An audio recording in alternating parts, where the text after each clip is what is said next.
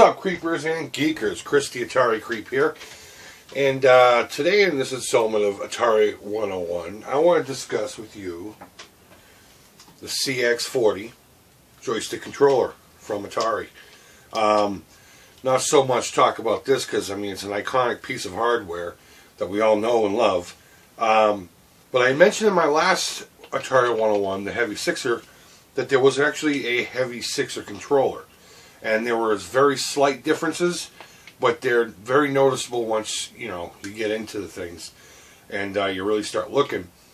And I just so happened to have gotten one this past weekend. A buddy of mine here locally, he wanted to give me an early birthday present and felt kind of bad that I sold a lot of my stuff. He hooked me up with a 6-switch Woody and a couple of controllers.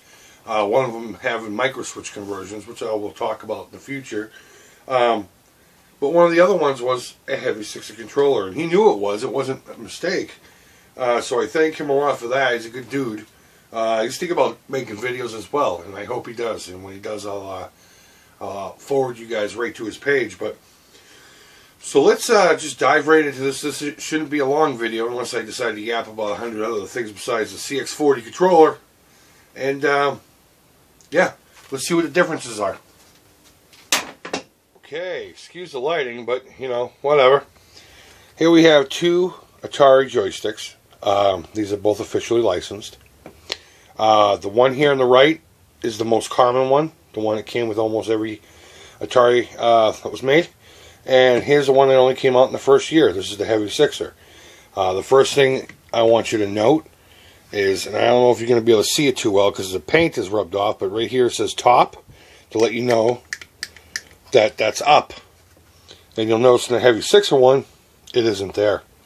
Why they decided to do that, I don't know. I mean, you can pretty much figure out which way to hold this, but other noticeable differences is if you look at the bottom, the screws are set in, whereas on here, they're almost flush with the base. Almost.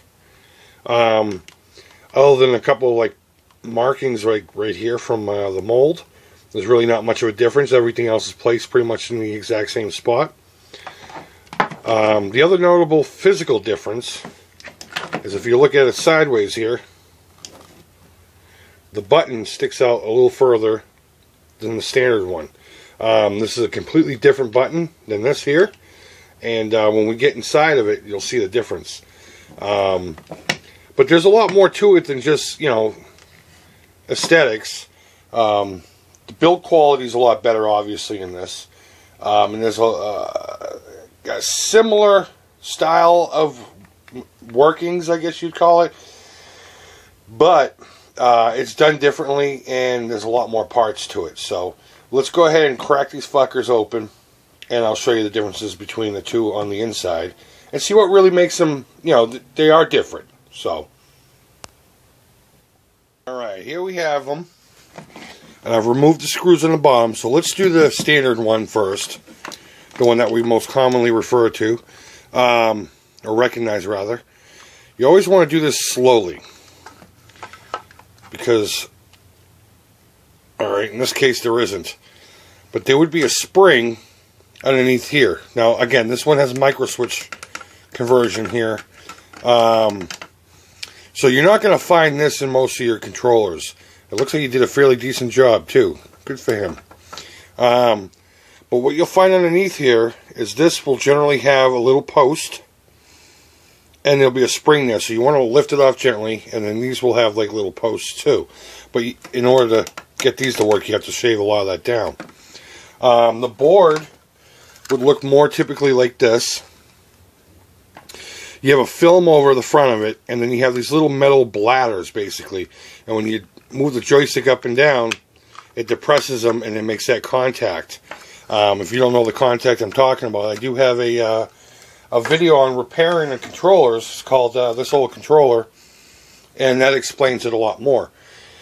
But for today's purposes, I just wanted to show you the differences between these two controllers. Now let's pull the Heavy Sixer one out.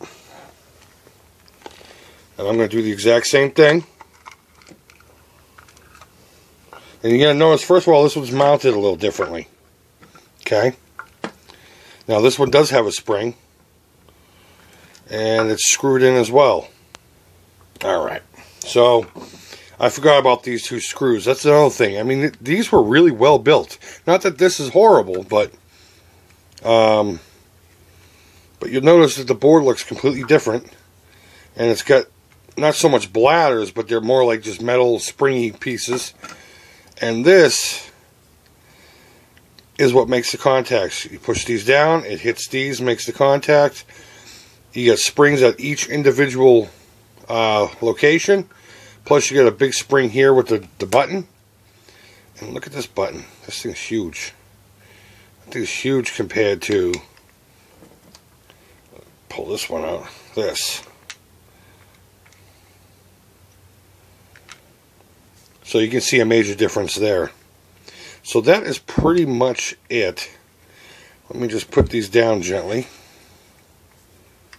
Put this back together. And you'll see a different variation of boards depending on which ones you have. Some of them will have these, 3x3. Some of them will all be on the side. I'm going to call it the newer version with the 3x3 as well. But this one is just a much better build quality. They tend to last a little longer because those bladders eventually dry out and crack. And that's why people do things like the micro switch conversion, which I think is awesome. So let me get these back together, and I'll give you my final thoughts. So guys, I hope that was somewhat informative. I got that stupid light on still. Just a quick look at the controller that started it all in my case.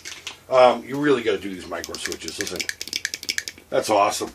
Now, which one do you want? Do you want the heavy 6er one, or do you want this one? I say only look for the heavy 6er one if you want a complete heavy 6er package. If you happen upon one, awesome. But there's really no major differences other than the build quality and the other one's better.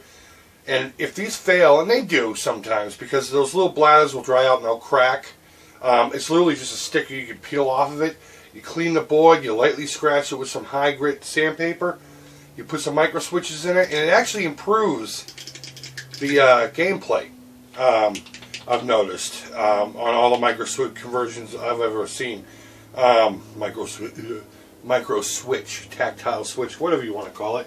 You can get my coffee. And I do plan on doing a video on how to do that, not on an official CX-240, but on an aftermarket controller. And that'll be coming up pretty soon, hopefully. But yeah, I say it doesn't matter. Grab one of these. Again, if it doesn't work, you can put micro switches in it. There's a lot of videos online already about how to do it, but if you want to wait for mine, go ahead and wait. Could be a few months, could be a week, could be tomorrow. I don't know. I'll get to it when I get to it. But at the end of the day, you can always just use a Master System or a Sega Genesis pad. And I think in a lot of cases that's better. So guys, I hope this was somewhat informative. I know it was quick, down and dirty, and I wasn't as enthusiastic as normal, but yeah, what can I say? It's just a simple topic. So you guys take care, and bye-bye.